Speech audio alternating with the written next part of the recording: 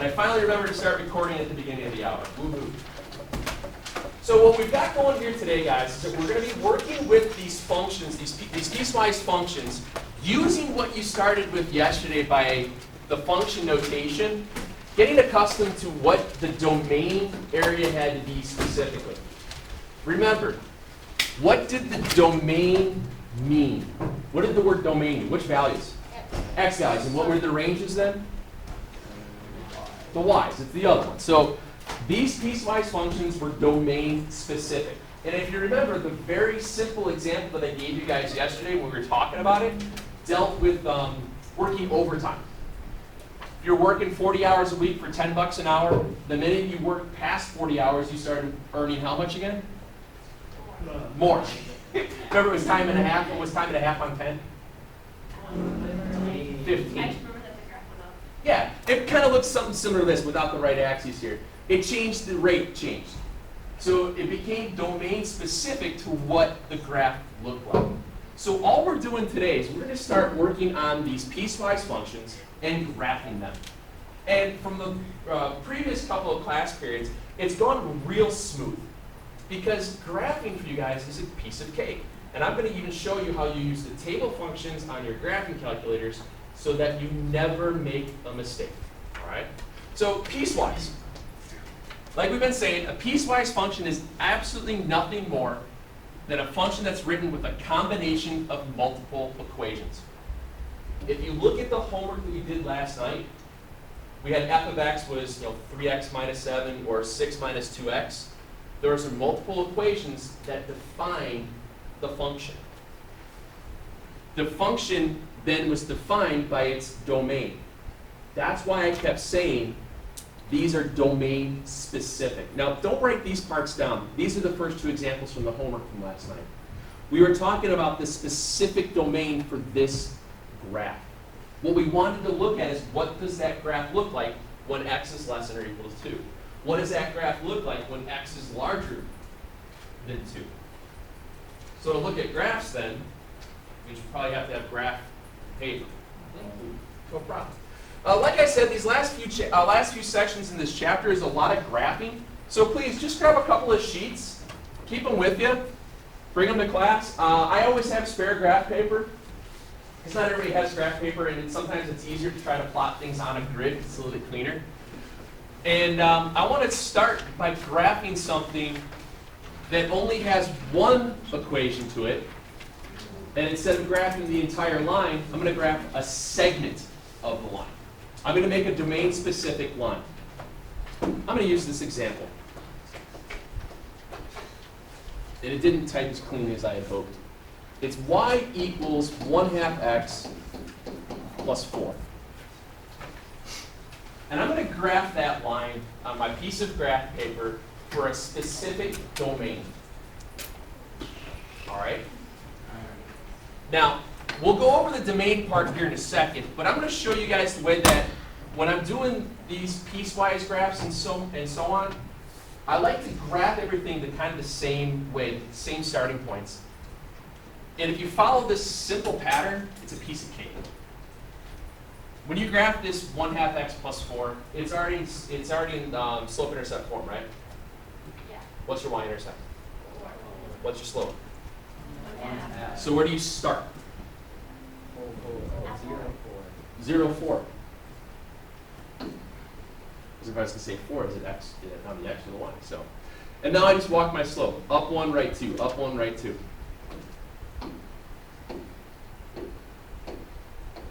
What is the opposite of up and right? Down the left. Same thing. And what I'm doing to start with a lot of these is I'm going to fill my entire graph that I have with my dots to start with. Okay? I'm not connecting them. I'm not doing anything at all. All I did was just graph the line. You guys have been graphing lines since you were in 6th grade, probably, I'm guessing? 7th grade, somewhere around there? So now I want to graph just a piece of this line. I'm going to graph a segment of it. And I'm going to look at the domain between -5 and 7. Okay? So So when I want to look at this domain-specific part of the graph between -5 and 7, all I'm going to do now is go to my x-coordinate of -5. It's here. Oops. And I'm going to figure out about where does that hit the line. Do you guys agree it hits it, let's say about right here, for all intents and purposes? And I do the same thing for 7, because x is bigger than -5, but smaller than 7. You guys remember reading those correctly like that? Do you guys remember the open versus solid, or open versus solid dots? Yeah. Are these solid dots or open dots? Solid. Why are they solid? Because they're equal. It says the equal. Remember when you did quick graphing of inequalities like that, you would solid or open? Same thing holds true here. So I go to 7, and I follow it up. Once again, it happens to be somewhere a little bit between the dots that we walked with our slope. Was that okay? Yeah. And it's a solid dot there again, and I'm looking at all the values between the two. I'm looking at a piece of the line. I'm looking at a part of it. What do I do with those other dots then? Just erase them. Gone. And there's your piece. Yes, ma'am? What I'm doing is I'm looking at the specific domain. I'm looking at specific x values, and it's telling you in the problem to look at the graph for only the values where x is larger than -5, but yet smaller than or equal to 7. So I went to my grid for the 5s. I brought it up, and it happened to be. It'll happen to be right between two of the points. You just kind of guesstimate that it's right on that line. And same thing with the 7. I just connected them. And that's it. And it was a solid dot because of the less than or equal to symbols. It'll be given to you what domain specific to be. It'll always be given to you. All right? Yeah. Never mind. It was a weird question. All right. Mom first.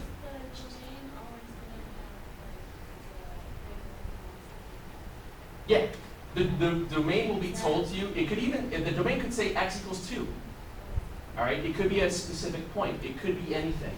But it will always be, for each equation that you have within the function, it'll always be domain specific for that function. Does that make sense? No. It's on my desk.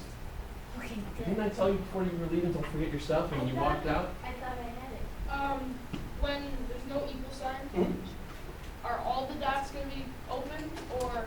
No, just your endpoints. Okay. Just your endpoints would be the open one, and I'm going to have examples of that here in a second.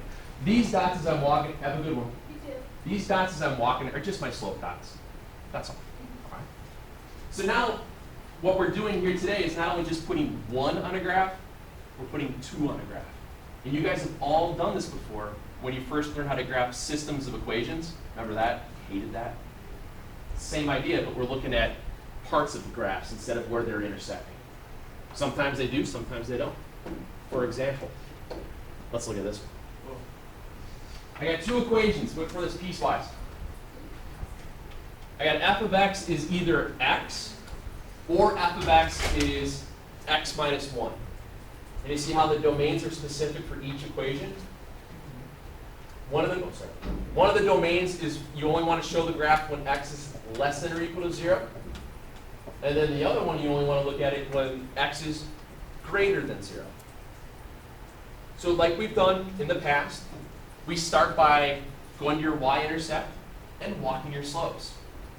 So if I start with the first equation is basically y equals x. What's your y-intercept? And what's your slope?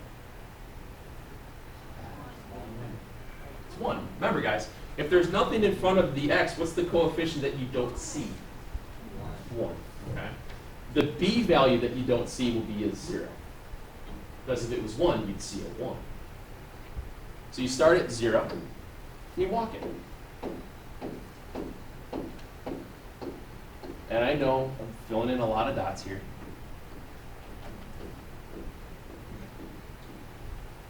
Okay? All I did was just graph the same function, y equals x. Okay?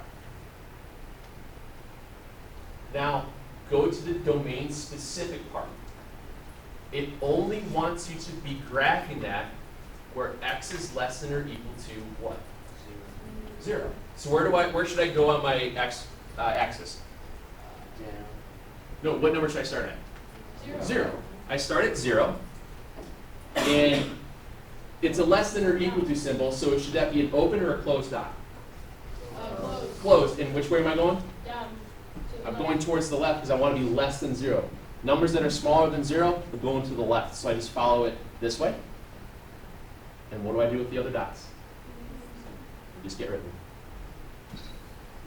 In time, you guys won't be needing to graph the entire line. You'll start to get the idea of how it goes. But by going back and erasing, it only takes, what, 30 seconds? 15 seconds to erase something? Yes, sir. You have to erase it. And you're using pen? Yeah. That's fine. I see what you're doing, but sometimes with the piecewise, it's a lot cleaner if you have a pencil.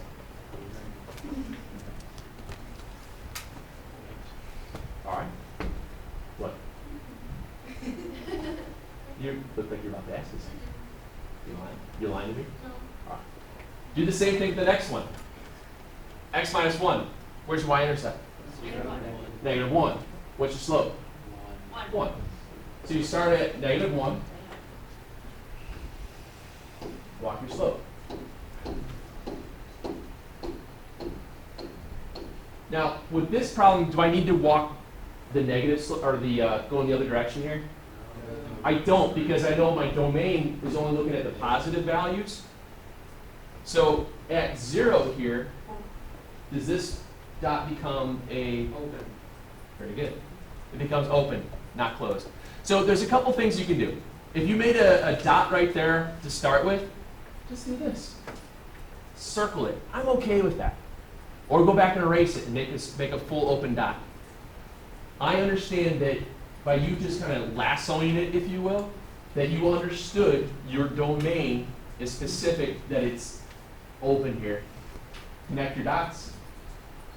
La la la la. Yes, sir. Do the closed endpoints do they have to be bigger than all the other? No, they don't have to be. In your book, you'll notice that they only put the dot in one spot. They just kind of draw it right away. I usually walk out my slopes just so that way I get a better representation of the line. Because if I just drew this line, you don't really kind of see my lines. I mean, I could press the button and be a little bit more correct, but that's kind of what we're looking at. All right? It really isn't that bad, is it? Huh.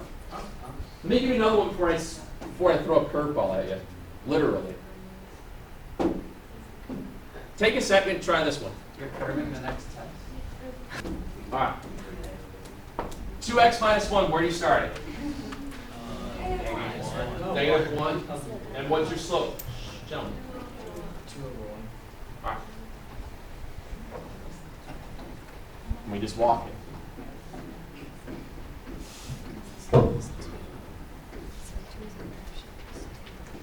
It only wants you to show the graph where x is equal to 1 or less than 1. Where x is less than or equal to 1 happens starting here. And it's a solid dot because of the less than or equal to symbol. And we got to go to the left. Then you erase. Oops. That was close, right? And you do that. Okay? Go to the other graph. The other graph, you started at positive 1. And you walk the slope of 3.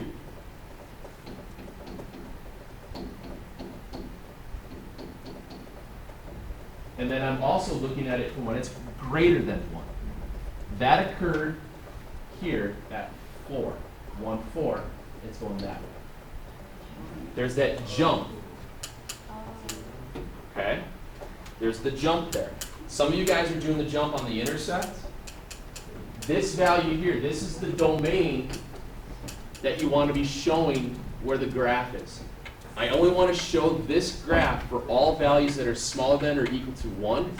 And I only want to show this graph for everything that's larger than 1. Yeah. But it's still larger than 1 if you like almost, Yeah. besides like that specific point, if it still goes, if the line Yeah. still goes through there, it's still going through that point, right? So they're larger than 1. as soon as I'm larger than 1 here, I'm at like 1.000001, then I'm larger than I'm on that line. If I'm at 1, I'm here. The minute I get just a little bit bigger, I jump to the other line. Okay, is that what you're saying? No, I'm saying like, why are we starting at 4? Right? Because that's what the value of x is. You're looking at it when it gets to be, oh, I see what you're saying, because it's not exactly 1 at that spot. Yeah. Okay, do you see how I have the open dot there at that value? Yeah. That alleviates that issue. Well, why can't we just do it at 1? Or, oh, I see. Because they're not, oh, you're talking about where they would intersect, the 2 lines would intersect? Because they're not, because we're talking about a domain, I'm sorry. Exactly. We're talking about the range. yeah. Dylan, you get that? Yeah. What's that? What do you mean starting at what, for the y-intercept part? Yeah. For the graph part? That's what I was like. Or are you talking about this part? This one? For the red graph or for the blue one?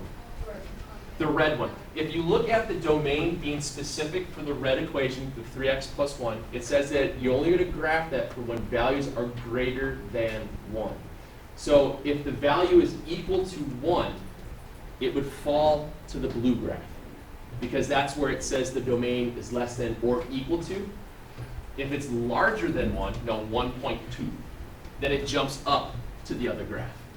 So until you get to something larger than 1, that's when you jump to the other piece of the graph. Is that clear? That's why we have the open and closed. All right. I just forgot that domain was X, and so it's not the. Yeah, it's something because you're having that jump that's vertical like that. Yeah. So, like, if this was like working overtime, he works up to a certain point at like 1, Mm-hmm. and then it jumps up to that. Exactly. That's exactly what that looks like. What's the gray area in the middle of It's the jump. It's the in this case, not all graphs have that gray area like you're talking about. The next example that I have has them conjoined, but it just goes to a different graph because it's a different. It's defined by a completely different equation, that? and that happens sometimes and sometimes not. Okay. It just depends upon the piecewise function that you're given. That's all it is. You will see like insurance rates. Insurance rates jump for age groups. 16-year-olds to 18-year-olds have really high insurance. Same thing when you get to about 25. Until you get to about 25, then it drops. But there's that magical, instead of paying $600 a year, you might all of a sudden be paying $400 just because you got a year older.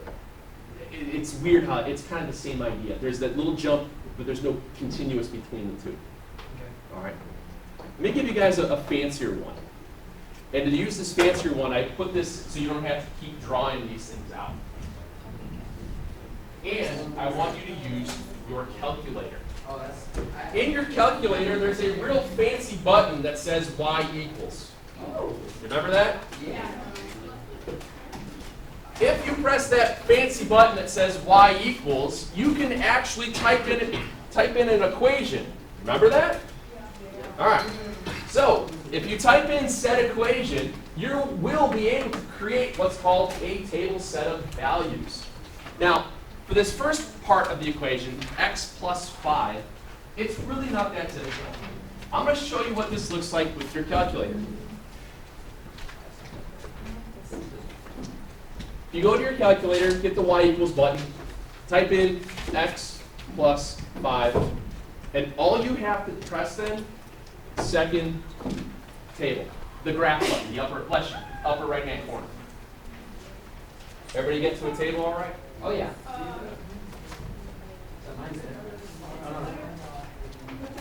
I don't know. I have mine. I use mine. Oh. It's just really far away.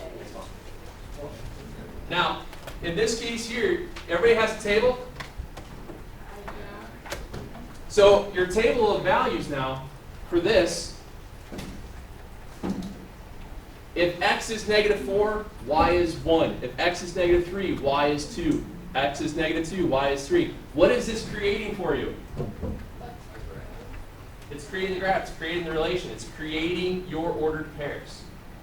Now, the x plus 5 graph is a very easy graph for you guys to plot without the table. I'm assuming you guys can all go to the 5 and walk your slope of 1.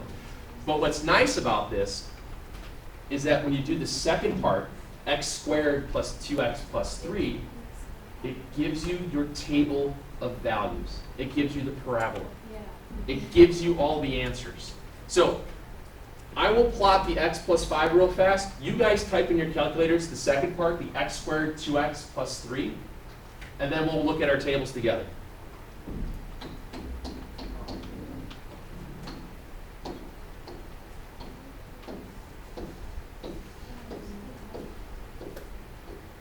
Pull that up here.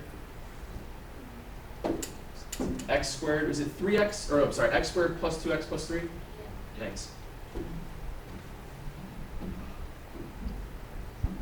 Now, when you're doing the x squared button, it should automatically just square it and then drop you back down. It shouldn't stay all up in the exponent, unless you use the caret button, but most of you guys don't do that. Did everybody get a table that looked kind of like that? -4, 11, and so on and so forth? It's giving you all the symmetric pairs. All right. Now, if we go back to our graph right now, this one over here. If you go back to our graph, I've already plotted our x plus 5 line. What's the specific domain that I only want to show that for? Less than -2. So at less than -2, is that going to be an open or a closed dot there? Open, good. So I go to x at -2, go up to my line, and I'm going to make this an open dot. And then I need to go what direction? Left or right? Left. What do I do with the other ones? Get rid of it. Now, I plot the other ones. But the other ones tell me to start where? Domain specific, it tells me to start at -2 for x, correct? So, at -2, what's your value of y? 3. At -1, what's your value of y? And it just gives you your table. It's 3, 4, 5, 6. And it creates part of that curve. So you mean by curve ball? Exactly. How short is that? It actually is a curve. And I know what you're going to ask me. I already know this.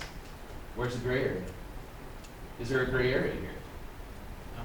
They just so happen that they intersected at the point where they're talking about the two different curves changing domain. And that's okay.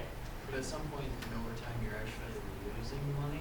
This isn't an overtime problem. Well, I'm just saying, like, put it in like the real world. In the real world, if you work too much overtime, you get taxed too much and it's not worth it. And that's what can happen in the real world. If you work too much overtime, there's a what is it? Past least returns or some, I forgot what it's called. But yeah, there's a certain point that it's not diminishing returns. It's not worth it. What do you got, Mom? When you have them like intersecting And, yeah. And so you have one graph that has greater than 50%. So how do you want us to draw that? When they intercept like this, the standard is just to make the dot. Because what's specific about the domain in the problem itself, it tells you that you're looking at that graph for everything that's smaller than -2. You're looking at the red line. But the minute that you are 2 or greater, you switch to the curve. And it is okay that they are overlapped like that. Tomorrow when we do this stuff, we're going to be looking at the graph itself, and we're going to write the equation from that. Its usual practice is, as you're reading from left to right, as you're going towards a spot, if they do intersect, that first graph you see is usually a less than or a greater than. Then when it switches, it goes to the equal.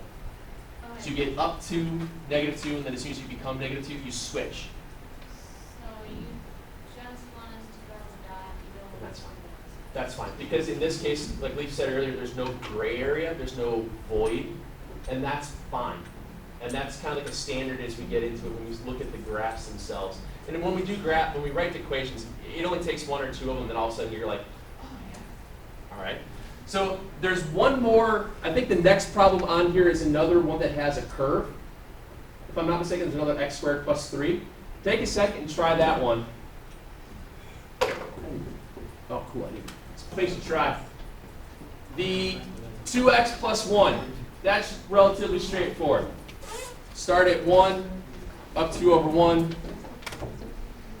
I know I got to look at my domain values that are larger or equal to 1. So I'm not going to bother going the other direction. I have a solid dot starting here for my x value of 1. I erase that. I'm moving upward. Okay? With my parabola part, the x squared plus 3.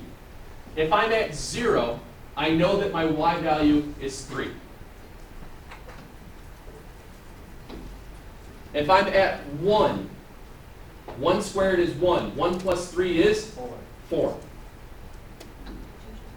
If I'm at negative 1, negative 1 squared plus 3 is 4. And then the next one is at negative 2, so it'd be 4, it'd be 7, so it's up here somewhere-ish. Now the only thing I have to go back and double check is at x less than 1. That should be open. And there's my curve. All right?